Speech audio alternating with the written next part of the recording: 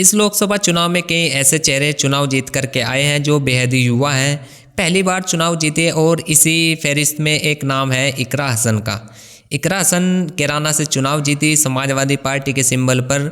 और अब दोस्तों बजट सत्र में आपने इकरा हसन को देखा होगा, उनके भाषणों को सुना होगा, किस अंदाज में वह अपनी बात रखती है। अब सत्र चल नहीं रहा है तो इकरा हसन अपने घर पर, अपने क्षेत्र में, अपनी जनता के बीच में, और इकरा हसन लगातार हर रोज़ जनता दर्शन कर रही है, यानी अपने क्षेत्र के लोगों से मुलाकात कर रही है। इकरा हसन ने एक समय फिक्स कर रखा है, उस समय वह अपने क्षेत्र के लोगों से मिलती है, उनकी समस्याओं को सुनती है। 13 अगस्त को भी कुछ ऐसा ही था। 13 अगस्त की तारीख को भी इकरा हसन अपने लोगों से मिलती है, उनकी समस्याओं को सुनती है और उन तस्वीरों को सोशल मीडिया पर डालती है।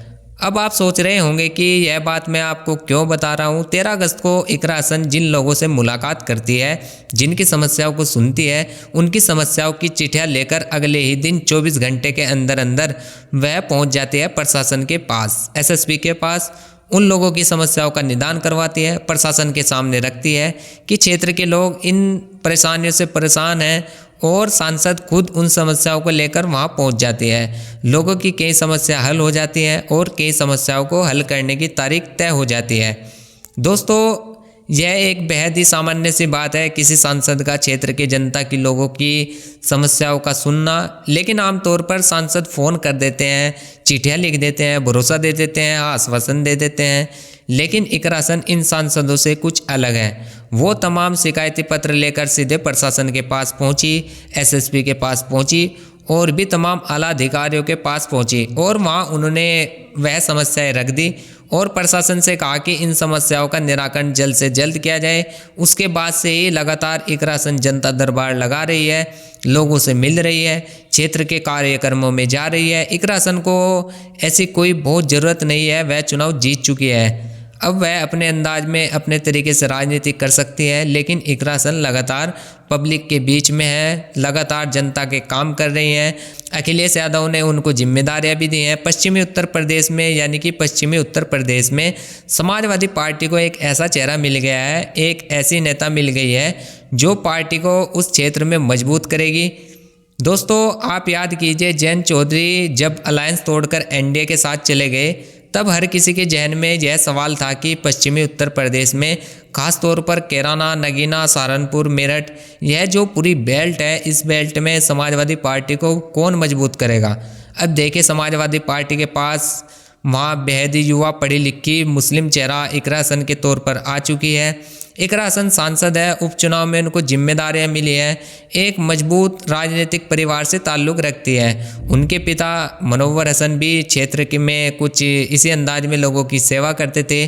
जब कैराना के कुछ लोगों से मिले और जिन्होंने मनोवर हसन के वक्त को देखा और इकरा हसन को भी देख रहे हैं, तो वह यह बात कहते हैं कि इकरा हसन का राजनीति करने का स्टाइल, लोगों के सामने अंदाज हूबहू वैसा ही है जैसा कि उनके पिता मनोवर हसन का था। दोस्तों लंदन से पढ़कर लौटी एक लड़की बेहद ही कम वक्त में इतनी लोकप्रिय हो जाती है कि वह पहला ही चुनाव जीतकर सांसद बन जाती है। और आज समाजवादी पार्टी में और ख़ास तौर पर उत्तर प्रदेश के युवा चेहरों में इकरा हसन की एक अलग पहचान है। इकरा हसन आज की तारीख में एक ऐसे सांसद बन गई है जिन्हें उत्तर प्रदेश के हर ज़िले में लोग जानते हैं, उनके नाम को जानते हैं, उनके चेहरे को पहचानते हैं, उनकी राजनीति को जानते हैं, उनके राजनीति करने के अंदाज बहुत ज़्यादा प्रभावित होते हैं।